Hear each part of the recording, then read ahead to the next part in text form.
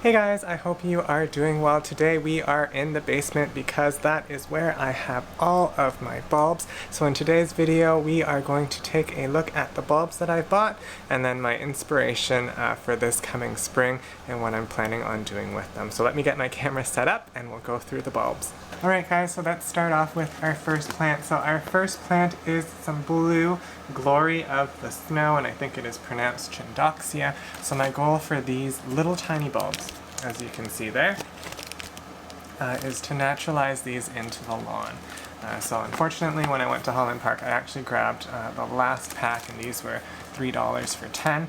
I eventually went to Terra to grab some more. So these are $7, and they came in packs of 20 there, and you can see the bulbs are inside there. So nice little small bulbs that you can naturalize into your lawn.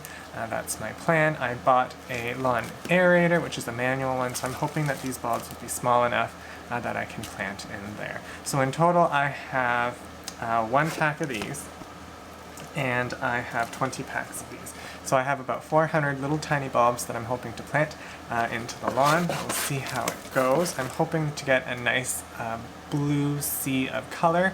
We'll see how it goes. Our next plant that we have, I also got some pink Chindoxia, or some Glory of the Snow. So this one is called Pink Giant. These bulbs do look a little bit bigger than the blue ones, but around the same height. Some nice early color for spring. I ended up getting 9 packs of these, and there are 10 in total in these, and these were $3.99 when I got them at Holland Park. Looking at our next variety, I also got a white variety of Glory of the Snow. So this is Alba. These were also $3.99 at Holland Park, and we have some nice small bulbs there. So my goal for the pink and the white is to eventually get those mixed into the front of a lot of the garden beds that we have at the front of the house, just to add that nice extra early spring color. So those are all of the Glory of the Snow that I got. So lots of little bulbs that I'm planning to sprinkle around in the garden for some impact. I'll move those aside. So our next plants that we got, I got some Mount Hood. I forgot how much these were. I think these were $6 for 5. So I got these just because I wanted some white daffodils. So these were a great choice. There are 2 others, so if you decide to look for white daffodils, I think there's one called Thalia or Thalia, and also Ice Follies is another good choice if you're looking for some white daffodils there. I just decided to choose this one because that was what was available at the garden center. So as you can see, some nice healthy bulbs in there.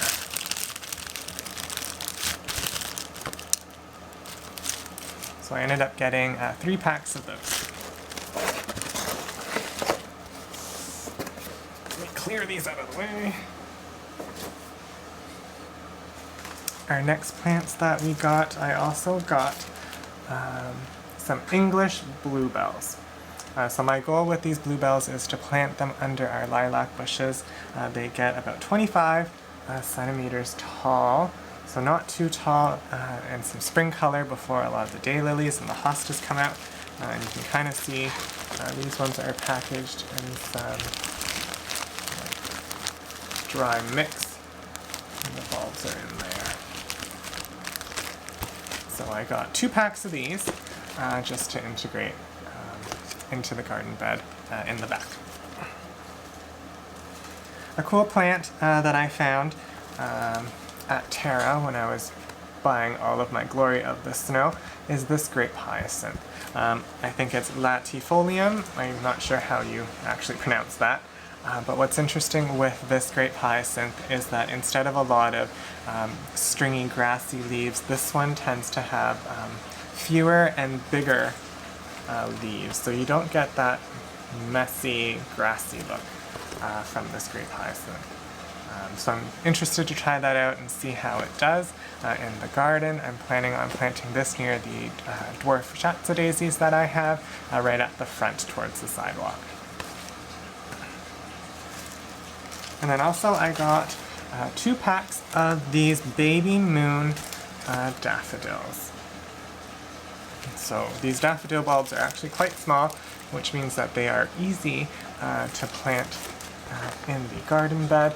So these are apparently very chive-like leaves that they end up growing, and these tend to flower a little bit later than a lot of the other daffodils that you might see. So I'm interested to try these out and see how they do.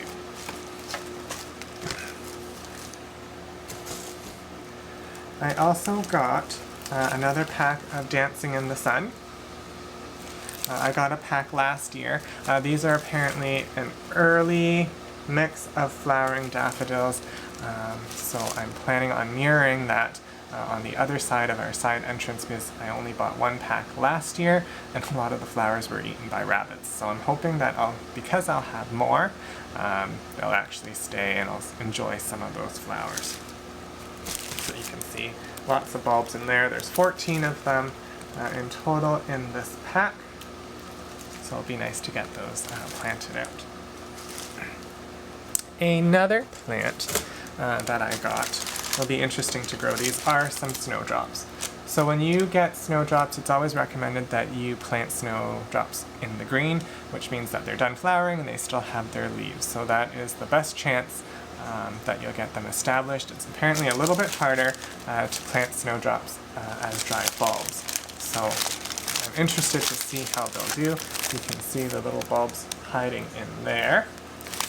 So these are also a nice early flowering plant. This only gets about 10 centimeters tall, so we're getting like little peeps of white, which I'm planning on planting under our English walnut. So it'll be interesting to see how these do. I ended up getting 2 packs of these and they were 10 bucks. So there's that one. And as we continue, the rest of my bulbs are looking at daffodils. So we have an early flowering daffodil called Tete-a-Tete.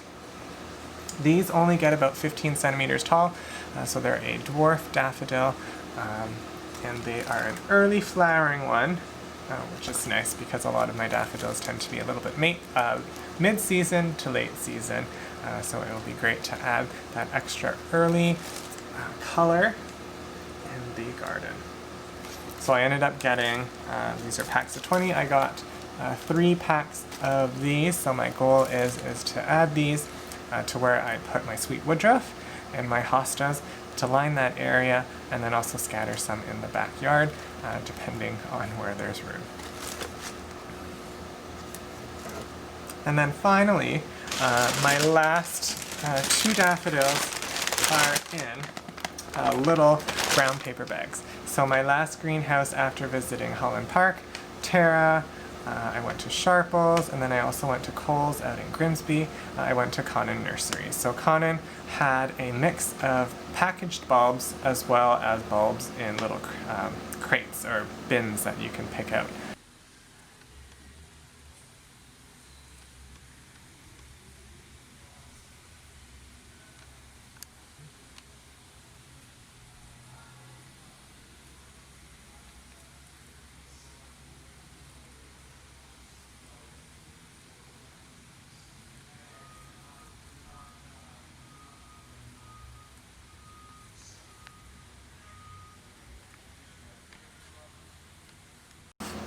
So the first one that I got is called Early Sensation. So hopefully, there you go.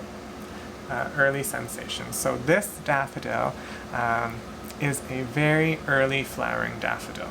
So through my internet research, some people are saying that it can flower as early as January, depending on where you plant it. So if the soil warms up, like towards a south-facing side of your garden, they'll tend to sprout out a little bit faster.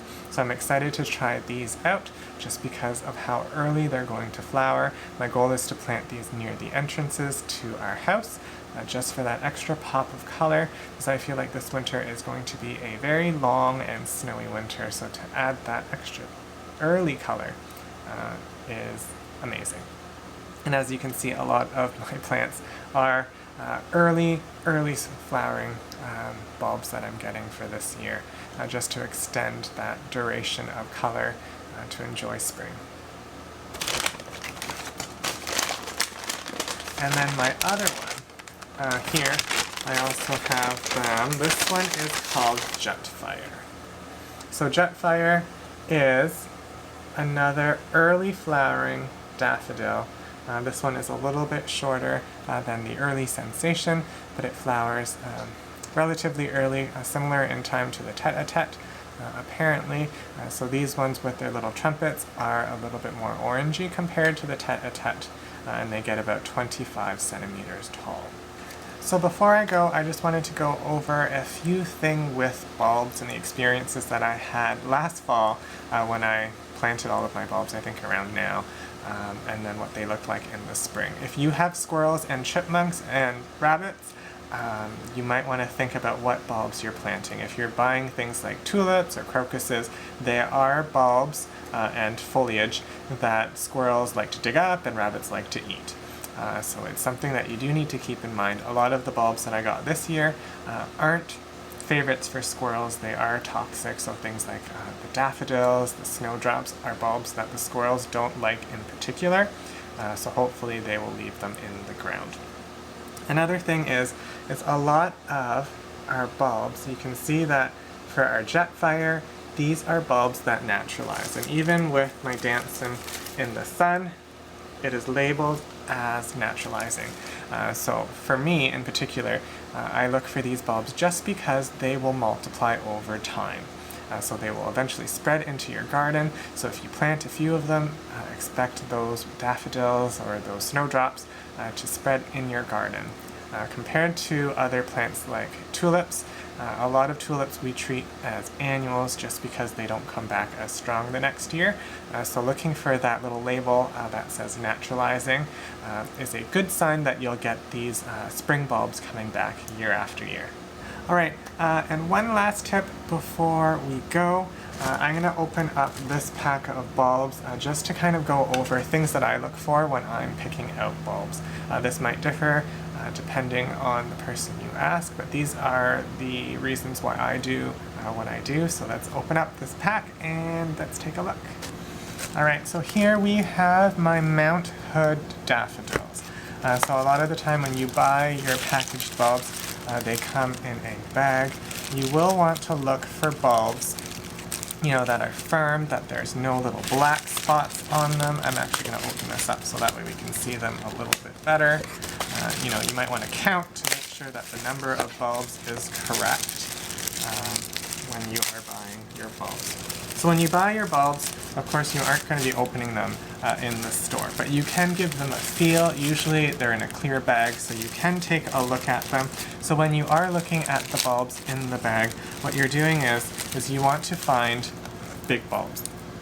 So usually the bigger the bulb, the bigger the flower, and the more mature plant you have. So when you're kind of going through the bulb packages, you might want to find the biggest bulbs possible in that pack.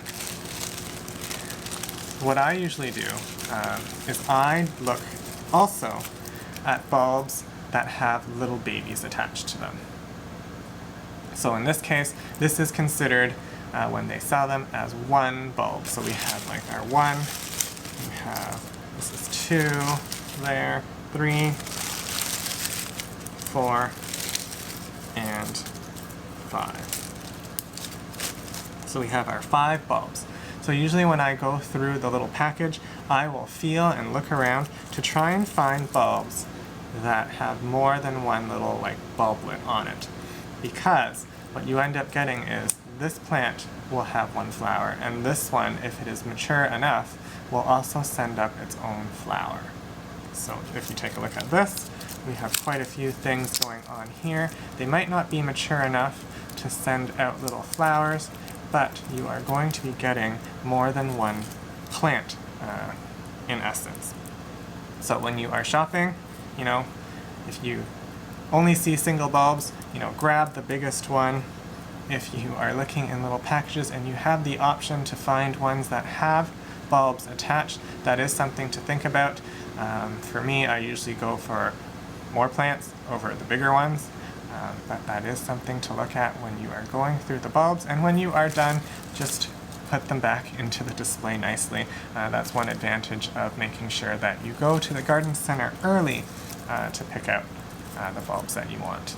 Anyways, I hope you enjoyed that video looking at all of the bulbs that I have. I am going to hold on to my bulbs and keep them in the basement just for a little bit longer because it's still quite hot outside. The goal of planting your bulbs in the fall is to make sure that the temperatures are cool, the soil is relatively cool, so that way your bulbs are able to start growing out those roots, but not have it too hot that they think it's time to actually push out a lot of vegetative growth. Anyways, until next time.